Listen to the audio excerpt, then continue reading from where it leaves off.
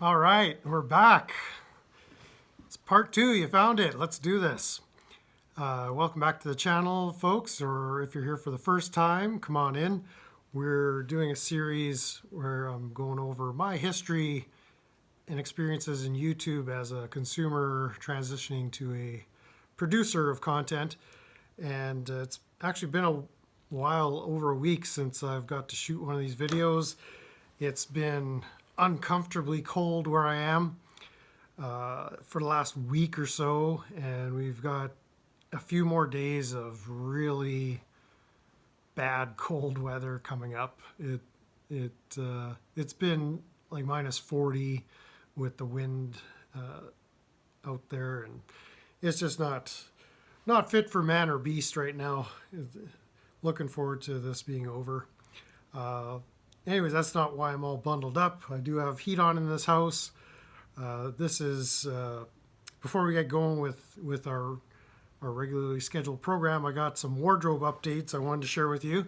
So some time ago, I had placed an order with my friend Reluctant Prophet, aka Mark Kelly, and he's got this fantastic line of shirts and hoodies available on his website, reluctantprophet.org. This, of course, is the Tucson Pro Se Idiot Club, and we'll be talking more about that in the last part of this series. And actually, if you look close, it's actually not the Pro Se Idiot Club, it's the ID10T Club. Just a little inside baseball for you. If you're ever on the phone with customer service or technical support and you've got some kind of issue or problem they're trying to help you resolve, and they come back and tell you it's an ID10T error that you're experiencing. And there's nothing they could do for you, but you might have to go to the manufacturer or go on Google and type in your model number or your issue with the error code ID10T. And then once you type in ID10T, you'll realize that they were just not wanting to call you an idiot to your face. But in any case, yes, the Tucson Pro Say Idiots Club will have lots to say about that going forward in this channel. But I encourage you to go check out Reluctant Prophet. He's got some neat things he's covering on his channel. And I'll be putting links in the description to this video for all the people that get a shout out here, all the mentions. So you don't have to go search for them as we're going along. But in any case, I've got another story before we get going here. And this is really neat. This actually fits in, this would fit in better on a video 2 episodes from now. But I live out here in the country. Excuse me, I got coffee with me too. I've had a pretty awful cold for the last week, so I've not been wanting to do videos because just my voice either lets out, or I've had some pretty nasty coughing fits over the last couple days. So grab your coffee. This might be a little bit of a longer episode, so strap yourself in. But anyways, I live out in the country, and I was in town on just before the weekend. And if you're watching this right now, it's the middle of February of 2025. We're going in the 3rd week of February. And so I was taking care of some stuff in town there, and I stopped in at this music store, used music. They got CDs and tapes and records and all kinds of stuff. And so I found some interesting stuff, and I found a cassette tape of a band that maybe North American audiences are probably not so familiar with, but it was Slade. And they're a band, I believe, out of Ireland. If I'm incorrect, I'm sure somebody in the comments will let me know, but we'll be talking about more music stuff in a video or two from now. But anyways, I picked up this this cassette keep your hands off my power supply. And this was a Slade album that came out in the 80s when I was starting to get into kind of music that would form the soundtrack of my life. So anyways, I hopped into my truck and immediately slapped this cassette into the tape deck. I still have a tape deck in my old truck. And so the first song comes through the speakers, and sure enough, I look on the road. Well, not sure enough, but I look on the road ahead of me. I pulled out into traffic, and at the very next stop sign, right in the middle of the intersection, was a hat. This hat. So I stopped the truck, opened the door, had a look around. There was nobody looking for a lost hat. I mean, I could have, I guess, left it on a tree branch or something. Maybe the owner would come looking for it, but it seemed like nobody was coming looking for this hat. So I picked it up, grabbed it, hopped back in the truck, and then stuck it on. And I just loved it, because if you know anything about Slade, well, this is kind of the aesthetic that they were doing back in the day, other than it was possibly more ridiculous in that they would probably have a pink or purple or yellow with red polka dots or bright neon green hat. But in any case, I went on my way bopping down the road with this ridiculous hat, listening to this ridiculous music that I was having the time of my life. So anyways, I didn't know where to put this story. Sort of timely, so I'm sharing it with you now, but we're keeping the hat for the rest of this video because it's just going to be that kind of video. But I think now's a good time to get back to the content at hand, which is really the Redpilling of Brent Shymko. In the last episode, we were talking about how I got into the truth movement, if you want to call it that, or independent media content as found on YouTube. And we went over some of the contributors and content creators that were an influence or made an impact. And there were some interesting people there. And that was kind of a theme that emerged, is that I find interesting people interesting. That's why I pay attention to them. So whether they're influencers or not, I mean, the term influencer is something new to our era of social media and clicks and likes and all that. And, in any case, I was thinking about part 2 here, where we're going to look at some more interesting people, but it's more along not the dark side, but the weird side of where you could go down different rabbit holes. In any case, maybe let me take you back, pre-internet. Some of you might remember this name, but back in the late 1990s, I started driving truck cross country.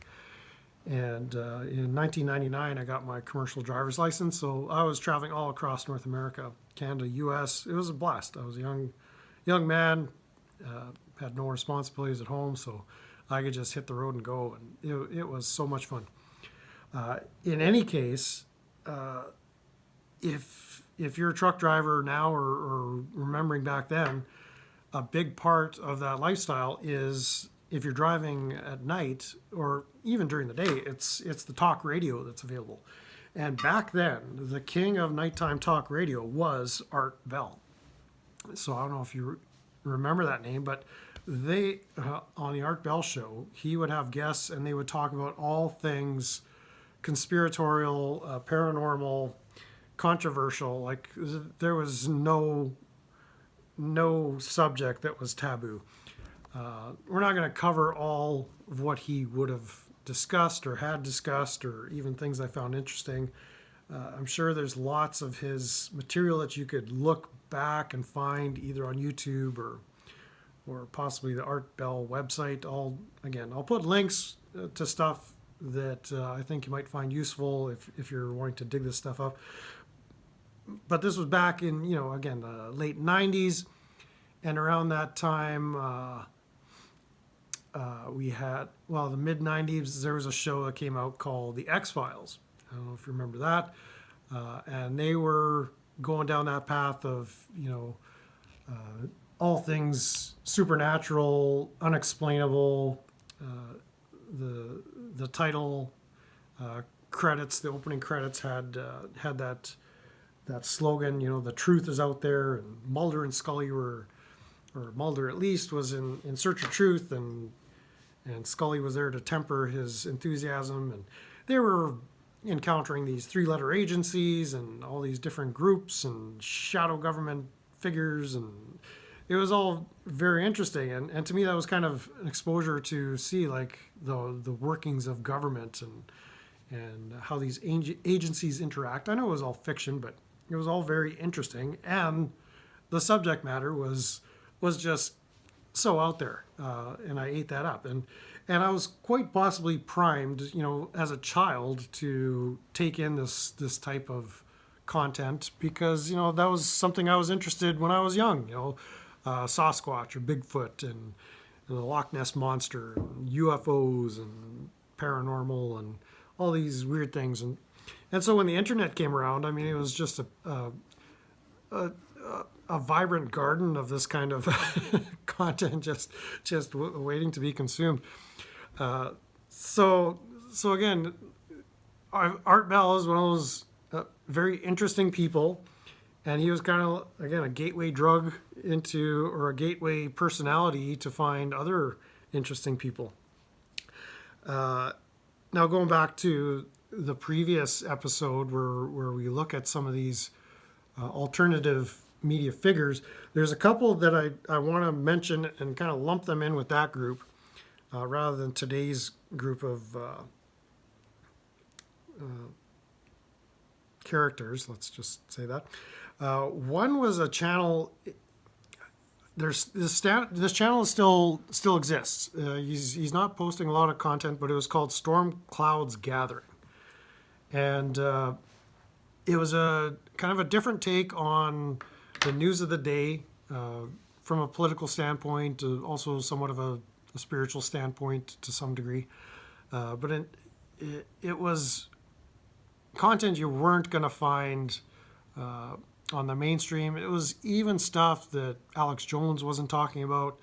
You might have been able to dig through WikiLeaks, but it was almost... He had all his sources in his videos, so it was very compelling. It was really just stuff other people weren't picking up on, and this gentleman's Storm Clouds Gathering, as well as others. Like in the previous video, we talked about these different figures, and even in the first video where I was talking about homesteaders. When I clicked on YouTube at that time, this was like the early 2010s and into the late, almost 2020. It's like the drive at that time, or what was valued in YouTube was like these high production values, and you had these highly polished videos that were being shown. Content creators would go on and on about how they were up all night editing and putting these videos together, and there was overdubs and bumper music and text over, all this neat stuff. And one day I think I'd like to be able to do some of that. Some of these videos I might go back someday. If you're watching this in the future, you might be seeing a more edited version of the unedited video that was released back in 2025.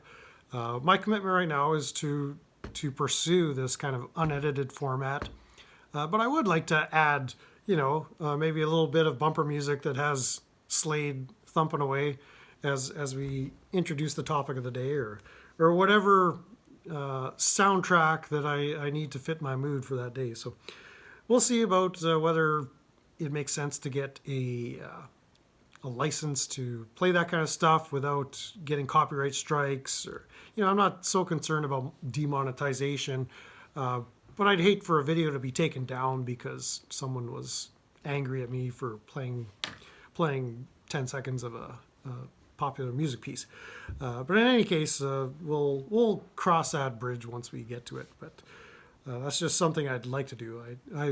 I do want to provide a good product for you guys. In fact, like, I've got notes. Like, I'm doing the best I can here, so just bear with me until it gets better. Maybe it never will get any better than this, but that's okay. I'm okay with that. So yeah, Storm Clouds Gathering, like the editing skills of some of these people was just amazing. Whether you look at Curtis Stone or Wrangler Star, like, I'm not going to mention every last one of them, but I looked at that thinking, okay, let's do a YouTube channel, but I don't know how to do any of that stuff. I don't want to learn at this point. Like, I'm too busy, and even, you know, where I sit right now, there's a little bit I'd like to learn, but really technologically, my equipment was not even up to the task of doing any editing. My laptop is an old MacBook Air from 2011, and the operating system is so old I can't even run. Many websites don't want to load anymore. So actually, I did pick up a Windows laptop the other day, so I'll actually be able to have some capabilities and do some more stuff that was not available to me just because my equipment was so old. But so the high production values was kind of a stumbling block for me, or it was a barrier to entry, because I knew I was not going to aspire to make like a television show. But then, you know, at some point, the shift came where it was more to this kind of thing, and just people getting online, and there were, I guess, podcasts where people were doing interviews and debates, and it was very unedited, and so it's sort of that came to be a trend that was encouraging, and that, okay, we may get to a point where that barrier to entry doesn't have to be overcome. You know, there's a way to make content that people will enjoy without spending 80 hours a week on your YouTube hobby. And really, at this point, it's still a hobby for me. But another mention, you know, harkening back to my previous video on the media influencers, some of you may, if you were watching Alex Jones, say around 2012, somewhere around there, he started having a guest on who was known as Syrian Girl. And it was this Muslim woman from Syria, and she was kind of giving on-the-ground intel of what was happening in the Syrian war at that time. And of course, it was biased. She was speaking from a Syrian perspective. But what intrigued me is she was giving a counter-narrative to all that we were seeing here in Canadian media, and a lot of Canadian media is really just reflecting what's being said in American media. But just realizing, like, there's more than one side to a story. That was kind of an important concept to pick up. Like, no matter what somebody says out there, especially on the internet, there's probably another side to the story that you haven't heard of, and it might do you well to go find out what the other side is saying, or what others are saying.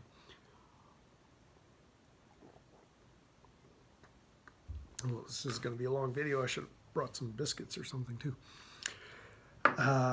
Anyways, let's forget about those folks for now, and look at this group of interesting people. And it kind of occurred to me in thinking about how I want to present these topics, or these aspects of my journey.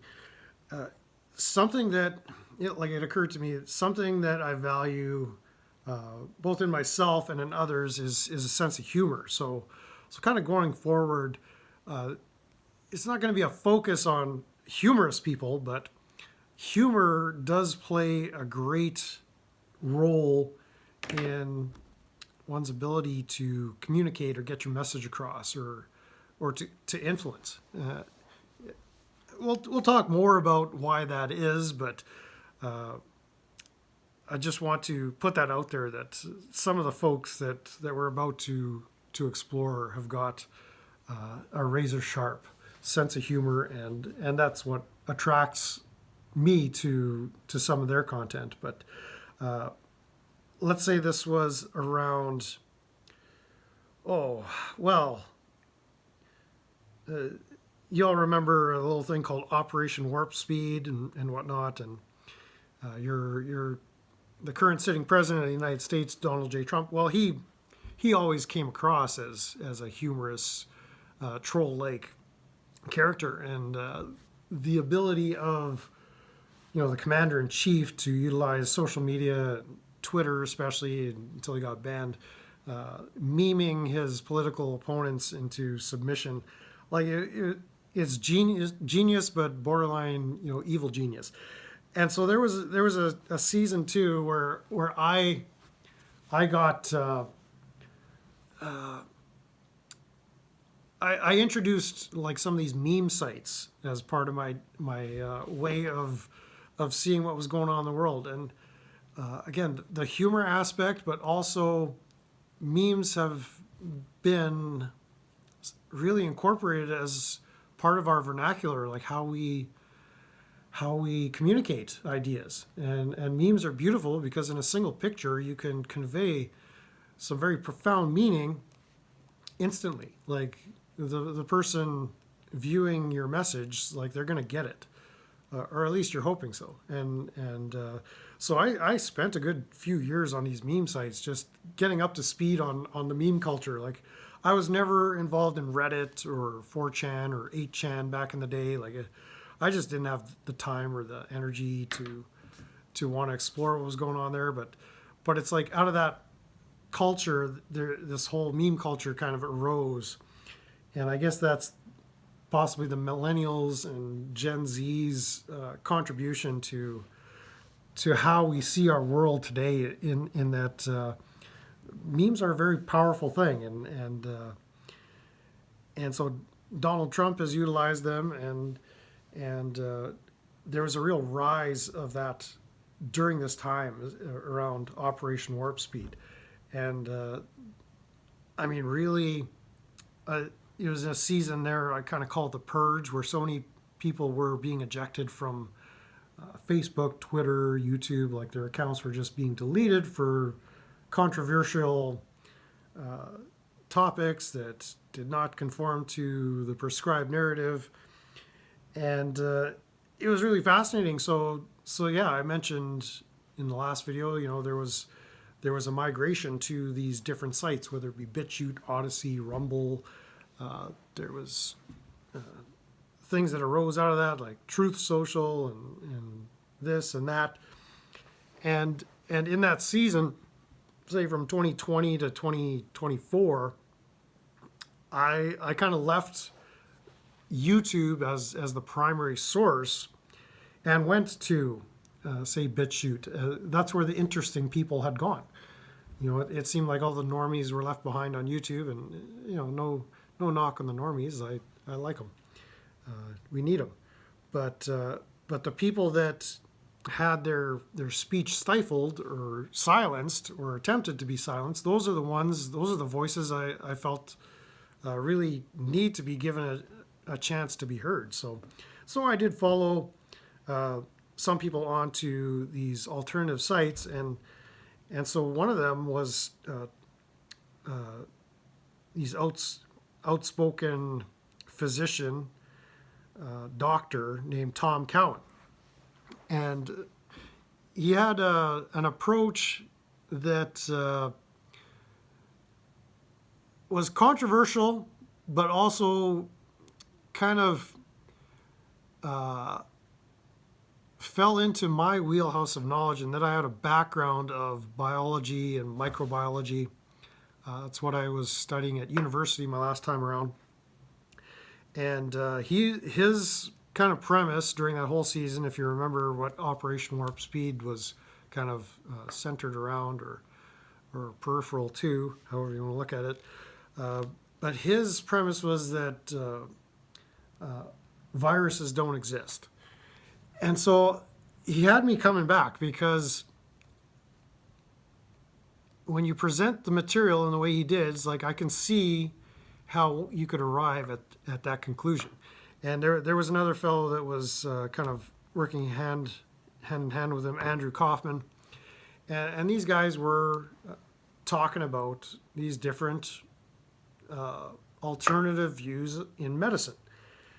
And so I kept going back and back, and it's like, yes, I see that, but where it left me wanting, or it came up short, is it didn't offer an alternative. Is if there is no viruses, well, what are you saying is out there? And maybe at this point, let's harken back to the last video for a moment. I mentioned Lionel, Nation, Mr. LeBron.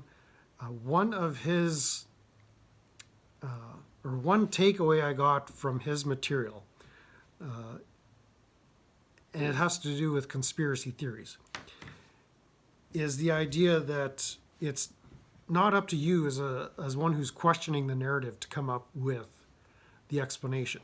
And the popular example he would use is when it came to 9/11 truth.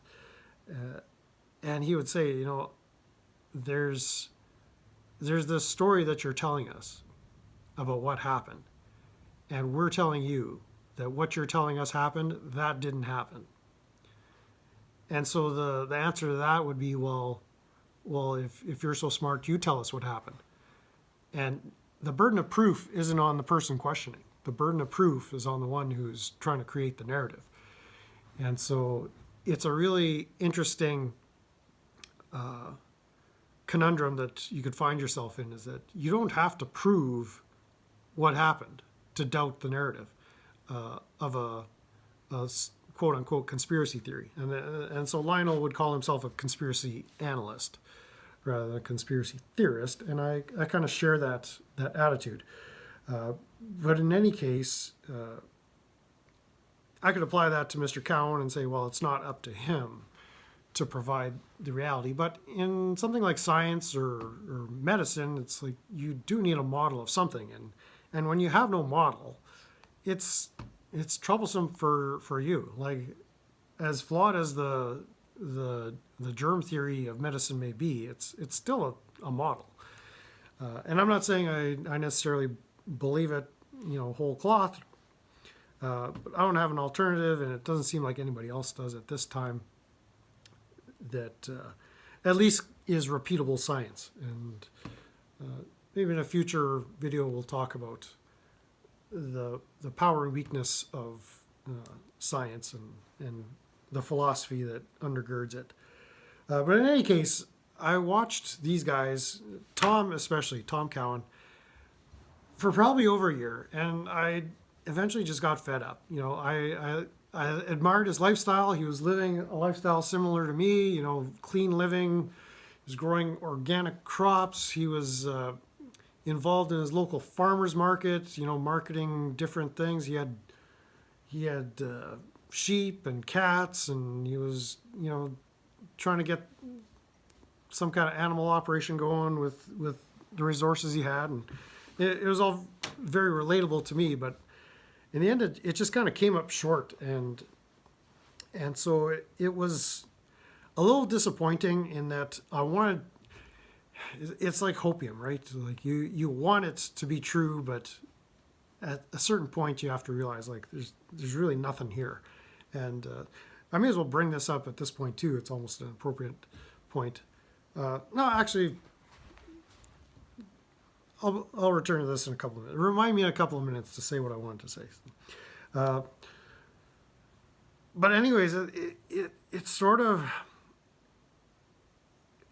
as you're taking in content from the internet, at a certain point you might realize or trust your instinct that there's a bit of a grift going on here, and maybe I should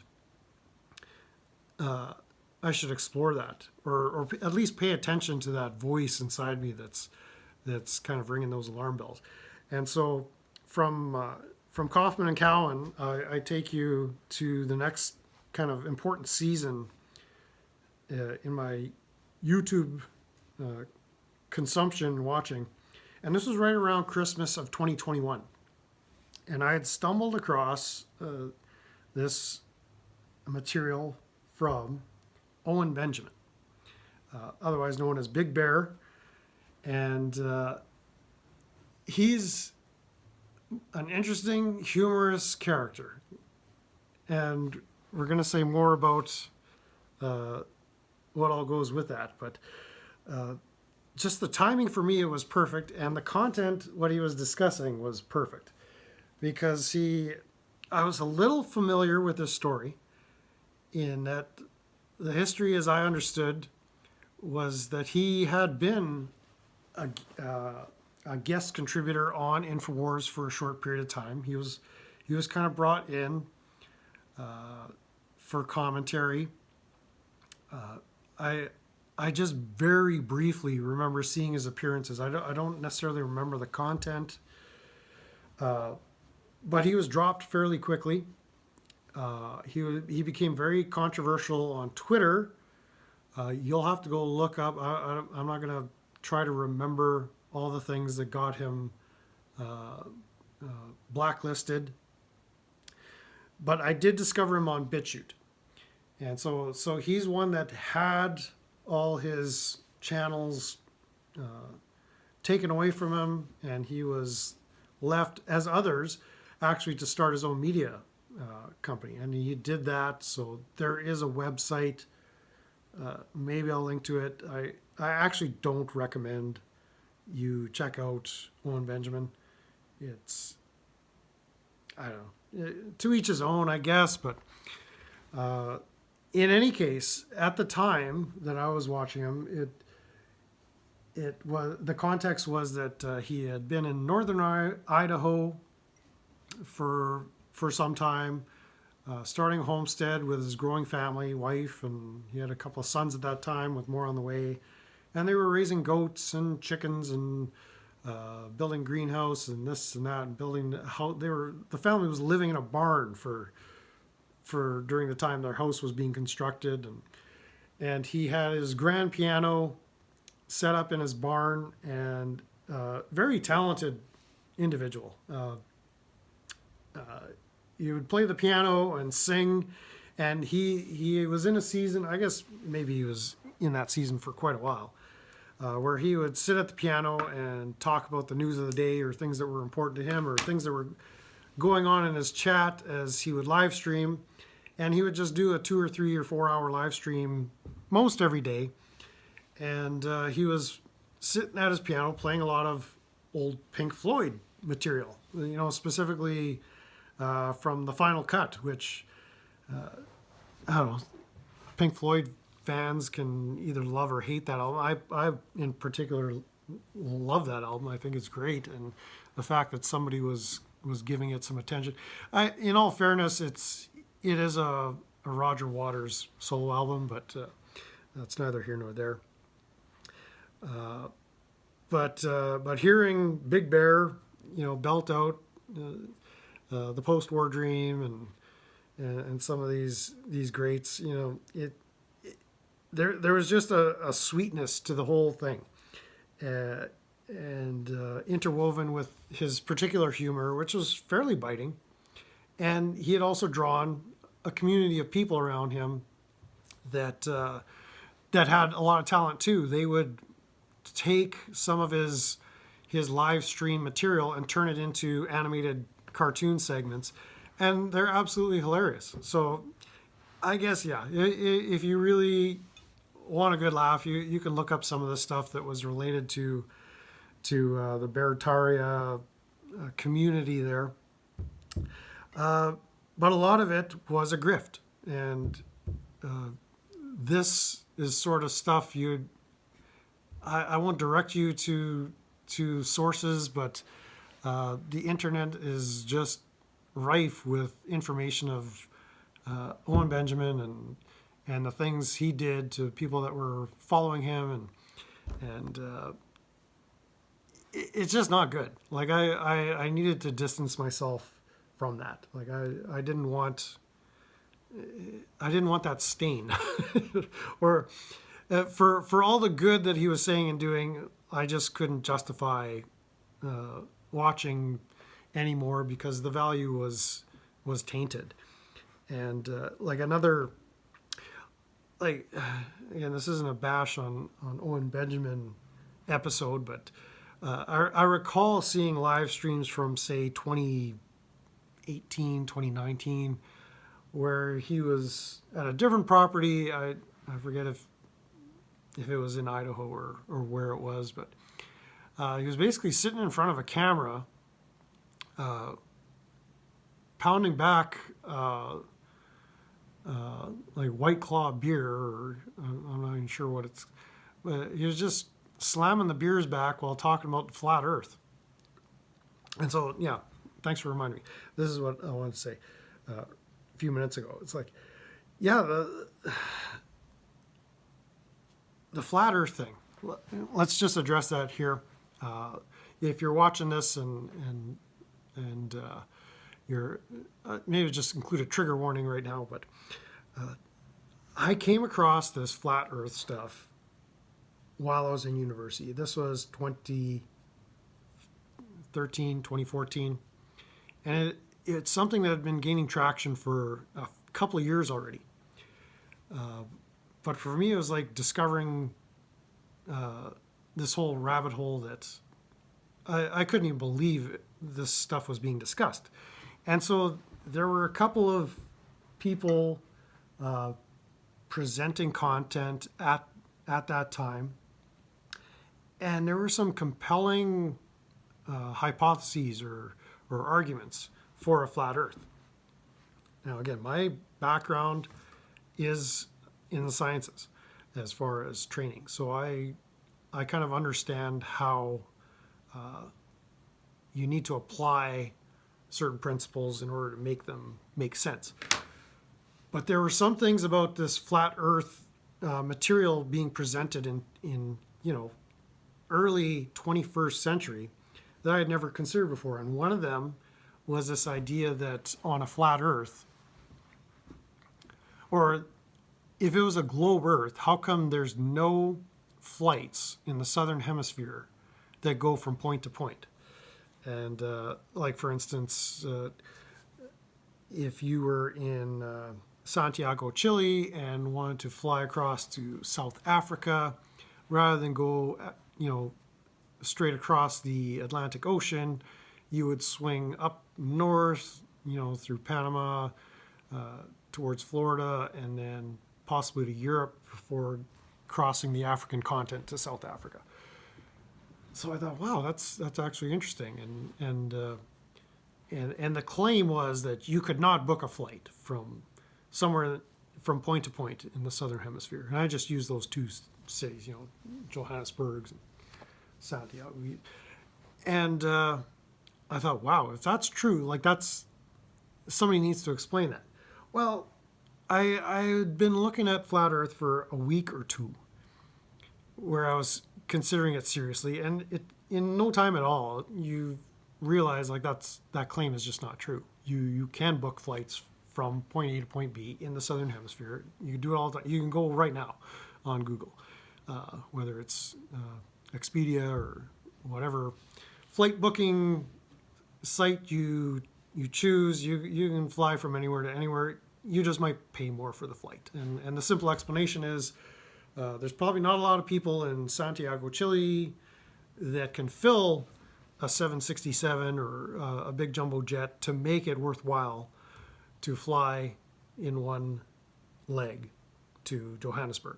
So you need to pick up passengers along the way, some in possibly Mexico City and another in Tampa, Florida, before heading to Frankfurt, and then from Frankfurt you can go to Johannesburg, and it makes economic sense to do it that way. It has nothing to do with the shape of the planet. So like I say, I was a flat earther for about 45 minutes back in 2014, and to my dismay, like the movement, the community just grew bigger, and the ideas started taking traction to the point that, by 2021, early 2022, the flat Earth was a full-on cult. And I say that because I've encountered some of the members of this cult firsthand, and they display all the traits of cult-like behavior, language, ideas, thought, and it's alarming. And so for that reason as well, I kind of wanted nothing to do with Owen Benjamin. I'm not going to sit on this channel and call people names for being a flat earther.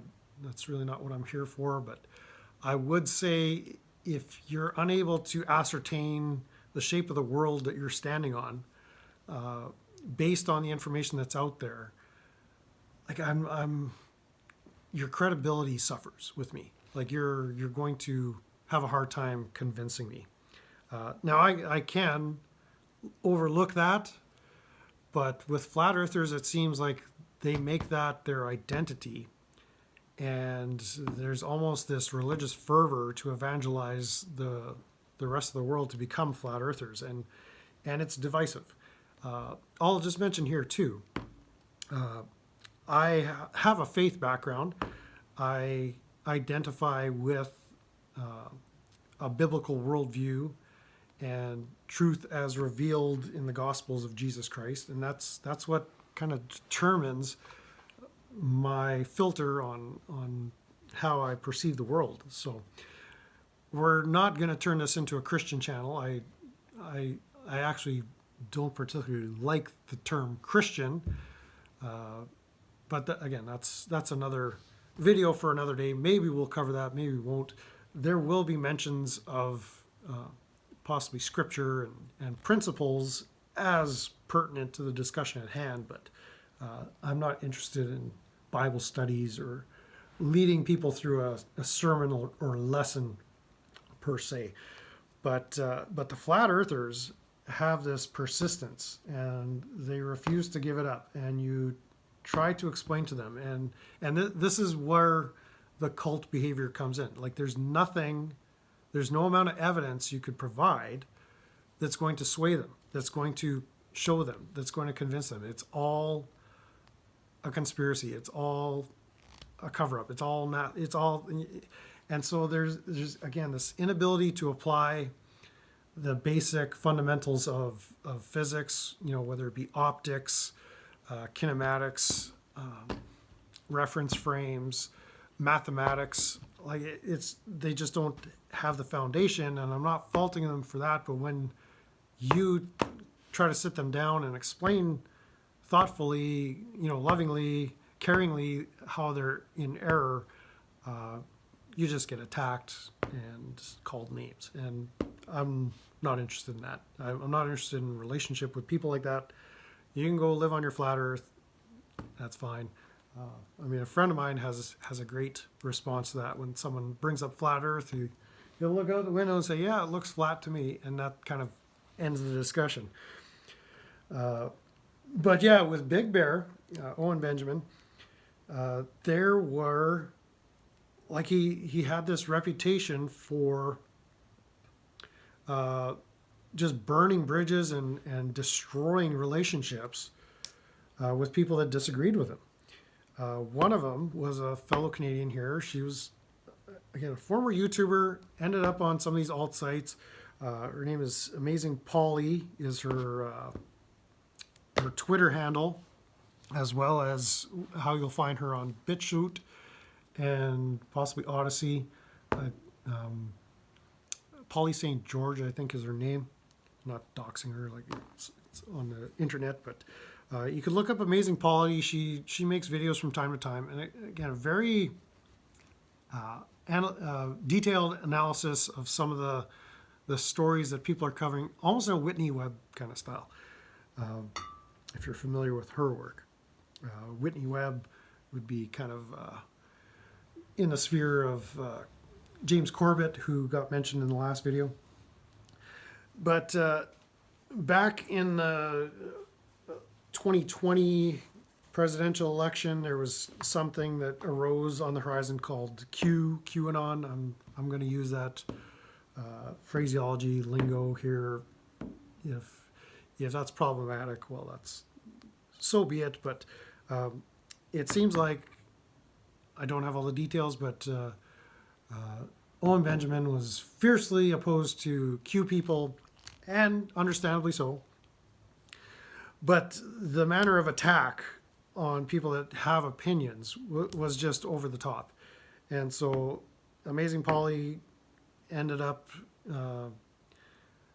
feeling the brunt of his wrath. And I was just watching this as like a kind of not disinterested observer, but I would watch the live streams and not really comment or contribute in the chat streams. It was basically just to sit and listen. It was relaxing. It's what I needed at the time. You know, that combination of music, humor, and banter, and just watching as people comment. But I was not participating at that point, and just seeing the way he treated certain people, it just left a bad taste.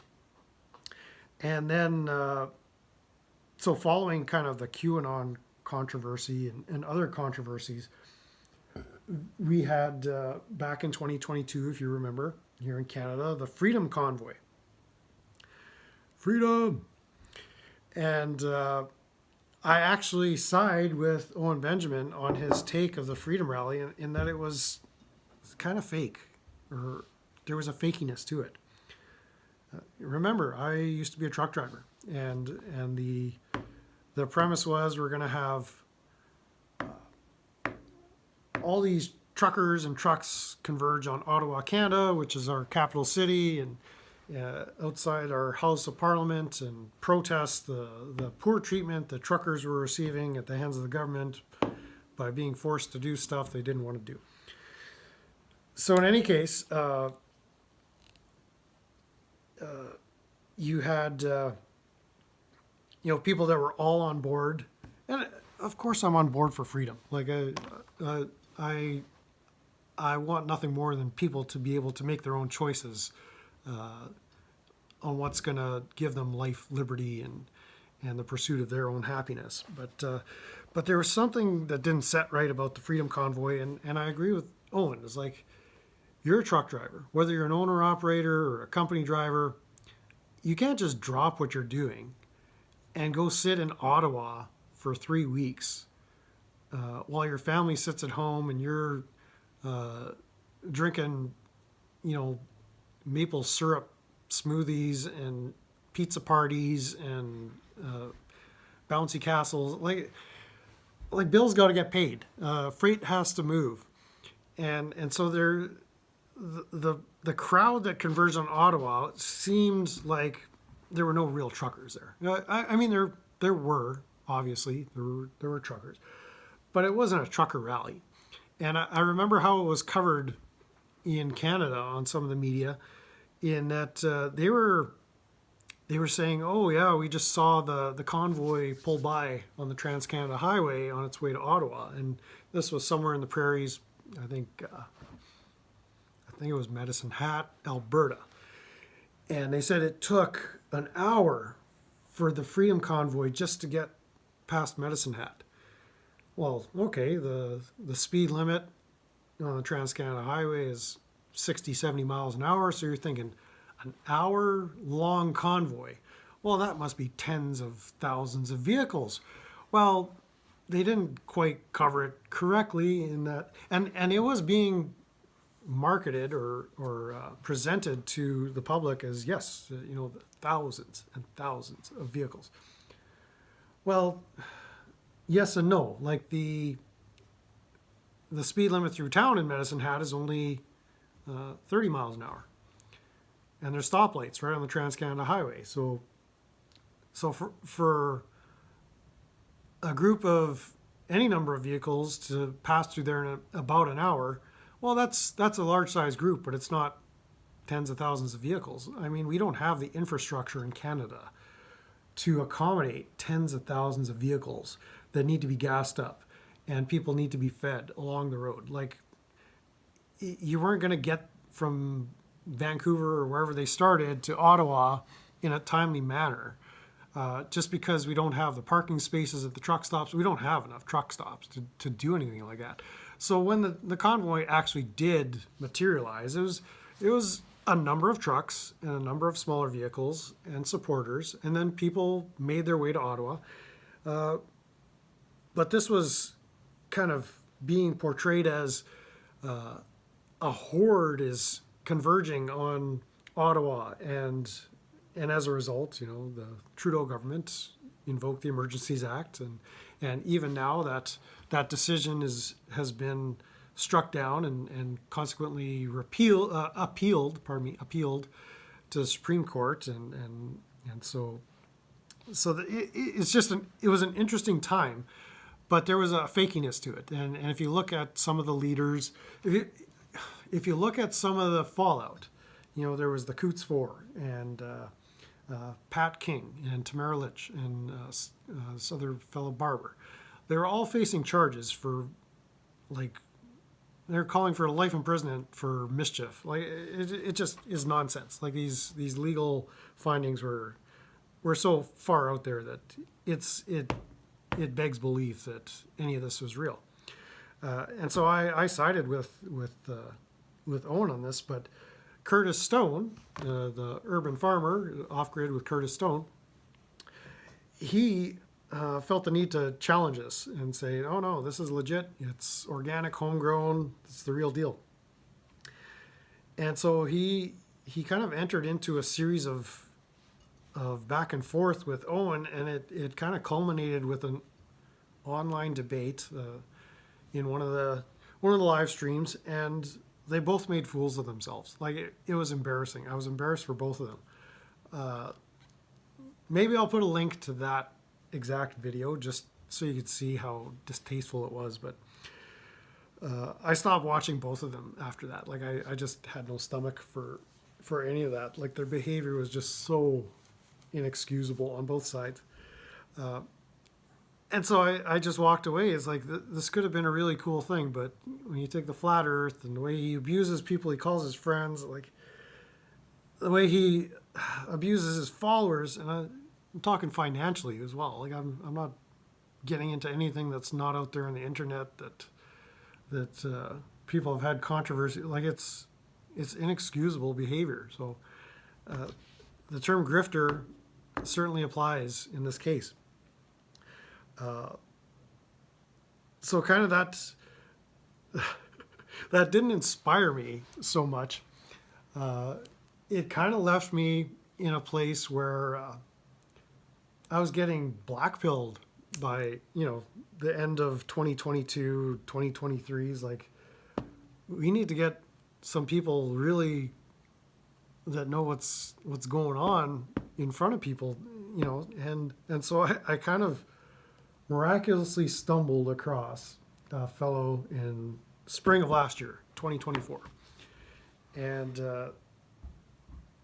it's there exists a counter community to the Big Bear community of people that used to be part of Owen's community or even close that have since kind of come out and are producing content to kind of share the truth about what's really going on there. And so one of these creators goes by the YouTube handle Barricade Garage. And he is this delightful southern black gentleman. I would say he's in his mid-30s. I forget his name. I can go back on his live streams and possibly derive his name, but he always went by BG, Barricade Garage. And he's a delightful comedian, sharp as a tack as far as his wit. But the takedowns of Owen Benjamin are just legendary.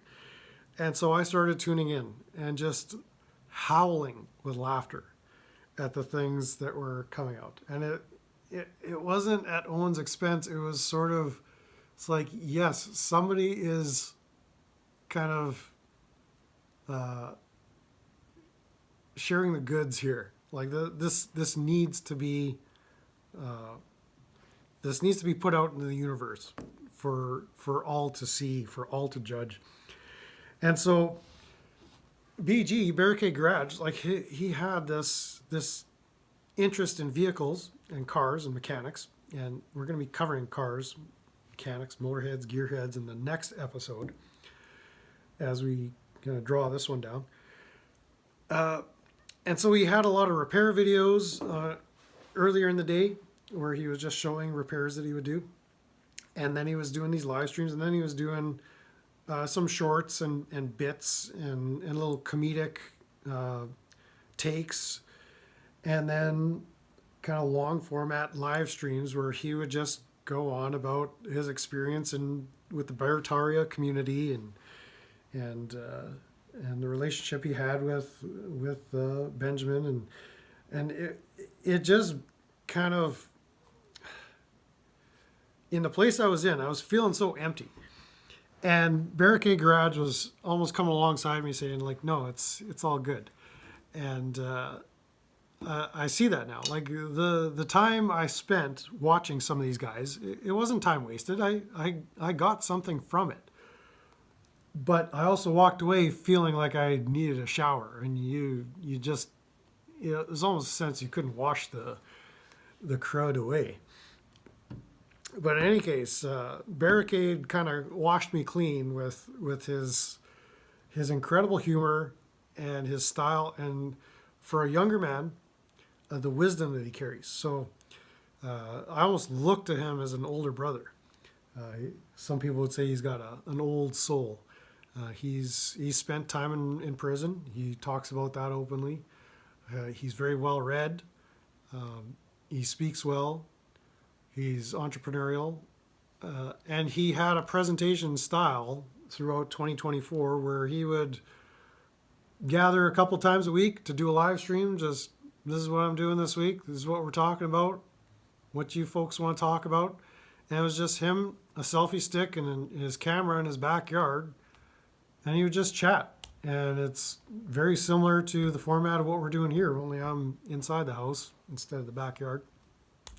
You know, once the weather becomes manageable, we'll do some outdoor stuff. But Barricade Garage is one of the princes of this season that kind of led me on a trajectory to get me closer to where we are now. Because I looked at the way he was presenting and thought, yeah, that's doable. I could do this.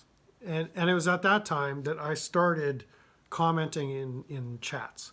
I started interacting with BG and his group, and he had, if I remember, like no more than 70 people ever watching at any one time.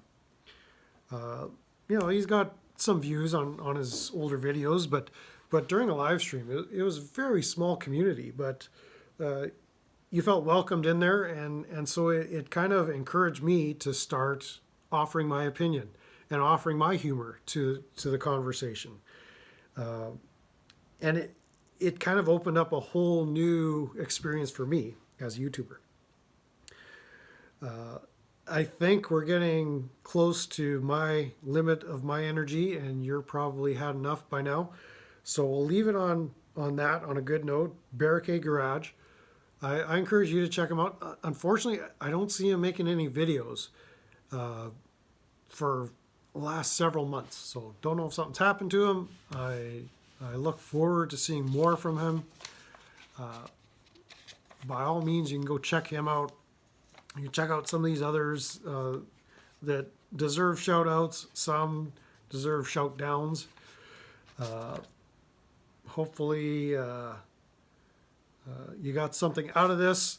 This was a very formative time in my burgeoning pre-career as a YouTuber, in that my eyes were starting to be open to the possibilities, and this format of just unedited long format talking with your chat group, or talking with the viewers, interacting with the chat, that became something that I could see the potential in doing something like that to get community, because on the homestead here, my goal has always been to generate community. And I've done it through various ways, and the interwebs have been a good way to meet people, but I've always wanted to kind of close the circle and interact face to face. And I, on that note, going back to Owen Benjamin, I have made a very good friend that came out of that bear community. And to this day, like, we're still wonderful friends, and we're like brothers, and it's really great when that happens. But I don't have an expectation to be able to meet everybody face to face and sit down eyeball to eyeball and have that big hug and that kind of thing. I think the ability to connect with people in a vital way, strictly in an electronic form, is legitimate and quite possibly the way we're going to have to learn to interact. So with that, I will be back in the garage for the next video. It is extremely cold in there, so I'm going to have to turn the heater on before we do the video on the car guys, the gearheads, the repair, the garage dudes. Even if you're not into that kind of thing, I think the humorous, interesting people that you'll meet will be a benefit to you to come along and check it out. Following that, we're going to do a music one where I talk about some musical influences and music influencers, whether it's people doing reaction videos or commentary videos, as well as artists themselves. And then in the last installment of the series will have to do with this kind of stuff. We'll talk about some very interesting folks there. And then we'll do, maybe as a little break in between, there's going to be a spotlight on a couple of different people that need special mention. I can't quite just lump them in with the regular content here. So watch for that, but we'll see if I can get some heat in the garage. We'll have another video out for you shortly. In the meantime, enjoy this one. Like this video if you would. You can go ahead and subscribe. If you're still watching all the way to this point, I thank you from the bottom of my heart. I do appreciate the views and your attention. You're an exceptional person if you've made it this far. Having said that, we'll see you on the next one. And that's it for now. Bye-bye.